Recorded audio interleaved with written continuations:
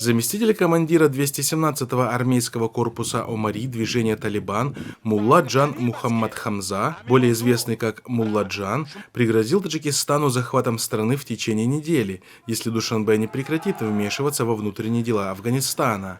Об этом сообщает сайт 8am AF со ссылкой на один из своих источников. При этом Мулла Джан уточнил, что угрозу удастся воплотить в жизнь, если за спиной Таджикистана не будет стоять Россия. Ранее Гульбиддин Хикматияр, бывший премьер-министр и основатель Исламской партии Афганистана, заявил, что Таджикистан, предоставив убежище афганской оппозиции, объявил войну Афганистану, потребовав от Душанбе не вмешиваться во внутренние дела Афганистана. Напомним, что с момента прихода к власти движения «Талибан» в Афганистане и по сей день Душанбе принял непримиримую позицию в отношении нового правительства Афганистана, в то время как остальные страны региона высказали готовность к сотрудничеству с талибами в различных сферах. Таджикское правительство требует создания так называемого инклюзивного правительства в Афганистане, поддерживая при этом вооруженные формирования Масуда-младшего.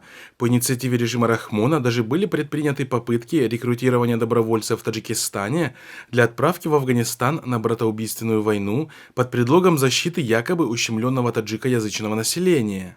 По мнению наблюдателей, несмотря на воинственную риторику полевого командира, данное заявление вряд ли имеет под собой серьезные основания, так как оно противоречит официальной позиции Талибана, которая заключается в сотрудничестве с мировым сообществом ради признания им нового правительства.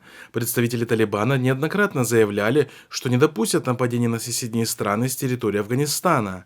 Таджикский режим же в первую очередь волнует не военное вторжение с территории Афганистана, а возрождение в регионе самой идеи жизни согласно законам религии и объединение исторического единого региона с разрушением искусственных национальных границ. Ярким примером того, с какой теплотой население Центральной Азии относится к талибам, является реакция жителей Самарканда, который недавно посетила афганская делегация.